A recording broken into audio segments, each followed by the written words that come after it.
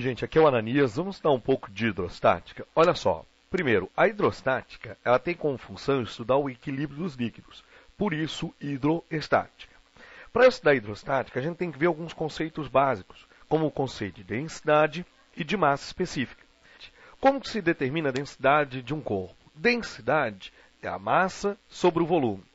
E massa específica? Massa específica é simbolizado pela letra grega μ e também é massa sobre o volume. Bom, se densidade e massa específica são calculados do mesmo jeito, massa sobre o volume, onde é que está a diferença entre eles então? Qual é a diferença entre densidade e massa específica?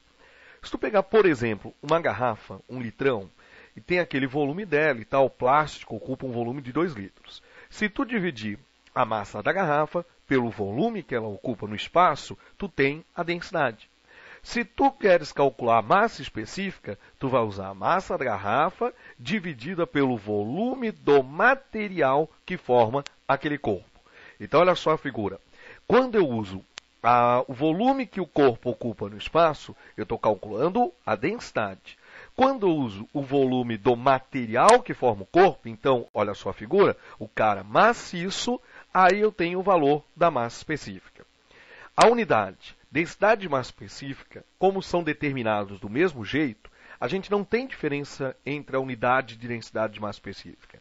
Densidade e massa específica, no sistema CGS, massa é medida em grama e volume centímetro cúbico. Então, densidade e massa específica são medidas em grama por centímetro cúbico. Agora, olha só, a unidade de densidade e massa específica no sistema internacional. Massa no sistema internacional é quilo e volume é metro cúbico. Quilograma por metro cúbico.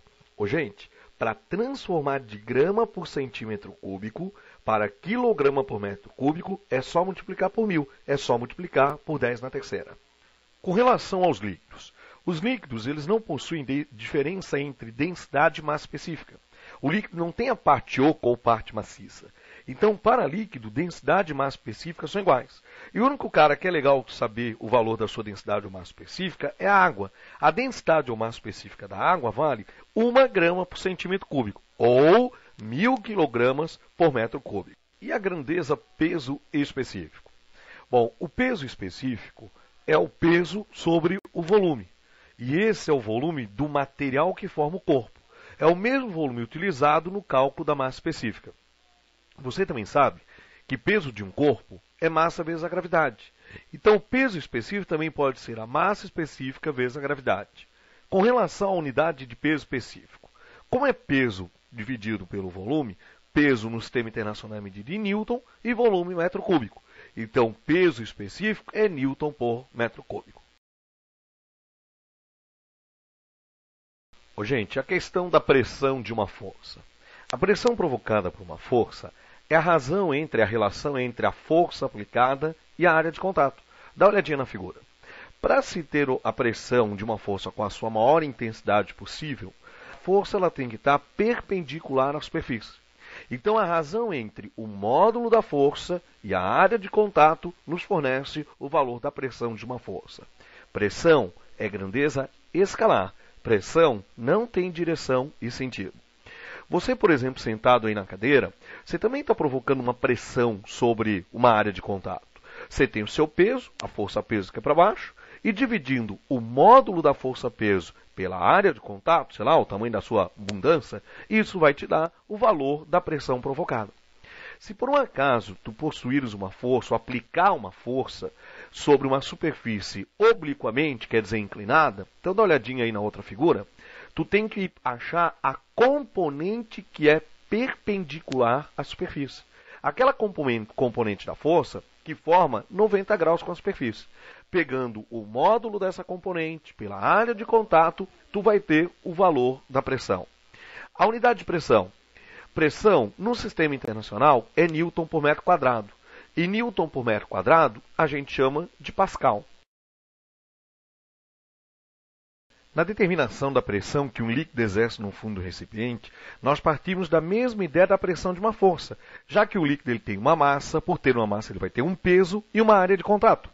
Então, se dividirmos o peso do líquido pela área de contato, nós vamos ter a pressão, na verdade, causada por esse líquido. Agora, olha só, nós podemos trocar massa por densidade do líquido vezes o volume. Podemos trocar volume por área da base vezes a altura. Sobra que a pressão do líquido é μ do líquido, densidade do líquido, GH. Olha só, a pressão exercida por um líquido, ela não depende do volume, não depende da massa. Ela depende da densidade do líquido e da altura de líquido que a gente tem sobre cada um dos pontos do fundo desse recipiente. Não esquecendo também que da gravidade local. A pressão atmosférica é a pressão causada pela massa de ar sobre o nosso corpo. Na verdade, não esqueça que em cima da nossa cabeça nós temos partículas de ar. E essas partículas de ar, elas possuem então uma massa, tanto que ocupam, por exemplo, um volume dentro dos nossos pulmões. Essa massa de ar, sob a ação da gravidade, possui um peso e uma área. Se temos um peso e temos uma área, nós temos então uma pressão. A pressão atmosférica ela é variável, ela depende da altitude. Quanto mais para cima nós formos, quanto maior for a altitude, menor será a camada de ar sobre o nosso organismo. Gente, e aí a pressão atmosférica ela vai diminuindo. Imagina o teto, por exemplo, do seu quarto como sendo o final da camada atmosférica. Se você está em pé ao chão, tu tem aí uma camada atmosférica até o teto, uma altura de ar e aí uma massa, uma pressão. Se você subir na cama, por exemplo, a quantidade de ar, a massa de ar sobre o teu organismo, ela vai diminuir. E aí, diminuindo a massa de ar, porque diminuiu a altura, diminui a pressão. Então, a pressão atmosférica ela é variável com a altitude. Quanto maior a altitude, menor será a pressão atmosférica. Como podemos, por exemplo, perceber a presença da pressão atmosférica? Quando se sobe um morro, uma montanha, você já deve ter notado que os ouvidos eles parecem que fecham. Por que isso acontece? Quando estamos muito tempo parado num determinado nível, uma determinada altitude, a pressão interna e externa do nosso organismo, elas estão em equilíbrio. Quando a gente sobe uma montanha, a pressão externa vai diminuindo, já que vai diminuindo a camada atmosférica do lado de fora. Gente, a pressão de dentro, ela fica maior que a de fora. E aí os nossos tímpanos parece que vão explodir. Outro caso que se tem da presença da pressão atmosférica é quando se vai tomar, por exemplo, refri de canudo. Olha a figura. A gente, na verdade, tem a pressão atmosférica dentro do canudinho e fora. Quando a gente vai tomar refri, a gente acha que está sugando o refri. Isso não é verdade. A gente está aspirando um pouco do ar de dentro do canudo e de dentro das nossas bocas. Gente, olha só. A hora que a gente aspira um pouco do ar de dentro do canudo e de dentro da nossa boca, a pressão externa é que empurra o líquido para dentro do canudo. Na verdade, o que a gente faz é provocar uma diferença de pressão entre dentro do canudo e fora do canudo. Outro caso, aqueles suco de caixinhas e tal, né, quando se vai tomar, chega no final, com 2 goles a gente detona com a caixinha daquela, né, aquela pequenininha. Inclusive a gente está tentando aí mover um abaixo-assinado para assumir que aquelas caixinhas, é porque eu sou meio gordo e aquela caixinha é muito pequena, né? Então olha só, quando a gente vai dar 2 sugadas naquela caixinha de suquinho, a hora que a gente tira um pouco do ar de dentro, além de fazer aquele barulhinho, a gente virar a caixinha de lado, botar o canudinho lá no cantinho para tomar o restinho do suco que está lá dentro. Quando chega no final, faz aquele barulho e aí a caixa ela se espreme. Por que isso acontece? Quando a gente suga um pouco do ar de dentro da caixa, a pressão externa fica maior que a interna dentro da caixa. E aí a pressão do ar de fora acaba comprimindo as paredes da caixa. Na determinação, por exemplo, da pressão existente sobre um mergulhador, por exemplo, em alto mar, numa lagoa, não podemos esquecer que a pressão total existente sobre ele é a pressão do ar mais a pressão do líquido. Então, a pressão total é a soma de P0 mais μgh. Olha só, ao nível do mar, é adotada a pressão atmosférica como sendo um atm, que equivale no sistema internacional a 10 na quinta Pascal.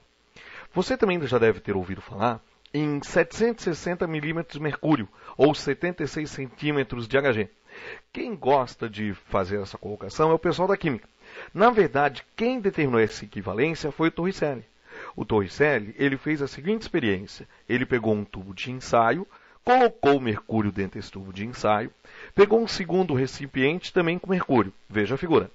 Depois, ele fechou o tubo de ensaio com o dedão, virou o tubo de ensaio dentro do outro recipiente com mercúrio e soltou.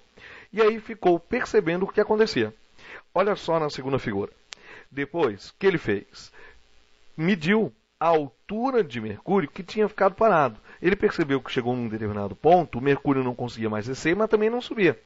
A conclusão que ele chegou é que o Mercúrio tinha entrado em equilíbrio com a pressão atmosférica. Ou seja, a pressão exercida pelo líquido dentro do tubo, ela ficou igual à pressão atmosférica externa.